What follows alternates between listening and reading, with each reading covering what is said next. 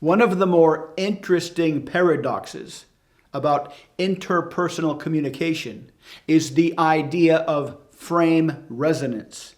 Whatever your frame is, however strong it is, whether it's a strong frame or a relatively weak frame, whether it's a congruent frame or an incongruent frame, your frame is going to resonate with the other person that you're talking to on a subconscious level.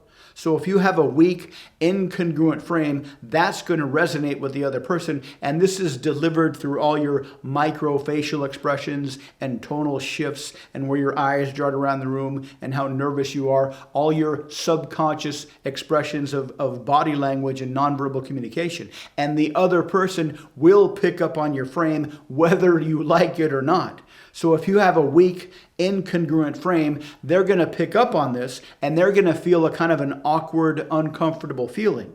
On the other hand, if you develop a very strong frame, if you can radiate a strong frame, if you can radiate a congruent frame, that will come across as very pleasant and they will be very attracted to you and they will be very attracted to the conversation.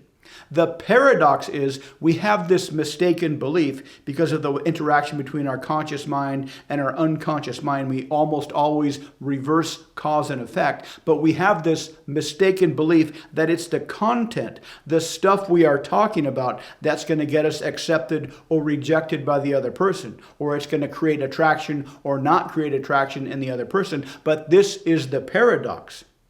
If you're talking about something and you're worried you're going to get rejected, you're worried about the stuff you're going to say is going to get you rejected, you're going to kind of self-constrain yourself. You're going to self-censor yourself. You're going to be kind of closed off energetically because on a subconscious level, we're all afraid if we express ourselves like we did when we were kids, we'll get rejected like we did when we were kids. So you kind of self-censor yourself, and that creates the incongruent weak frame, and that's what gets you rejected, not the content. This is why some people can get away with saying the craziest stuff. We thought if I said that, I would never get away with it. Because whatever they say, they accept themselves completely. So if you can accept yourself completely, regardless of what the other person is going to respond, you can say whatever you want. And it's not the content that they're accepting, it's the congruence with which you say the content. It's the congruence with which you deliver the content. It's the self-appreciation with which you deliver the content. It's the lack of doubt, the complete certainty and self-acceptance with which you deliver whatever content you deliver. So the question is, how can you shift from a weak, incongruent frame where you're worried about what you're saying to a strong, congruent frame where you can feel comfortable saying whatever you want and not worry at all about getting rejected? Well, this has to do with your reference point of validation. One of the meta programs from NLP is whether you're internally validated or externally validated.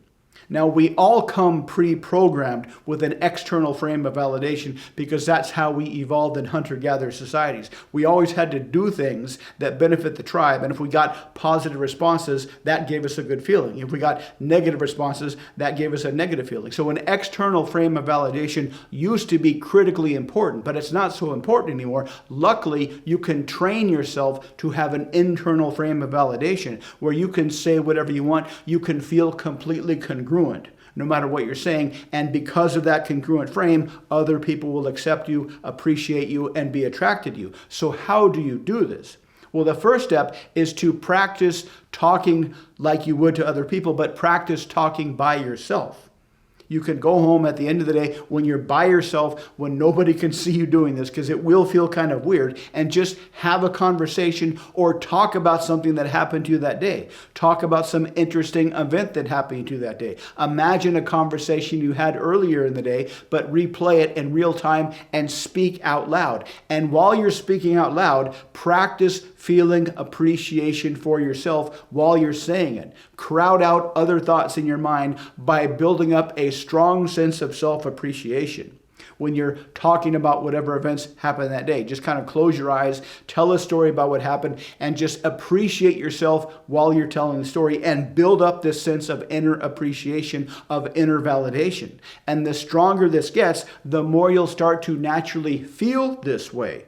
when you're around other people. This will take a while. This isn't a quick trick, but if you spend 5 minutes a day, 2 minutes a day telling some story about what happened that day and practicing feeling self-appreciation while you're telling that story and just enjoy yourself while you're telling the story, that is the ideal frame to hold when you're talking to other people. To talk about whatever you want to talk about, share whatever opinion you want to share, and just feel a sense of I like myself, I appreciate myself, I validate myself, I don't care what other people think, and they're welcome to think whatever they want to, and that frame will make you incredibly attractive. If you want to learn more techniques to become incredibly persuasive, check out the links below. Thanks for watching, and I'll see you next time.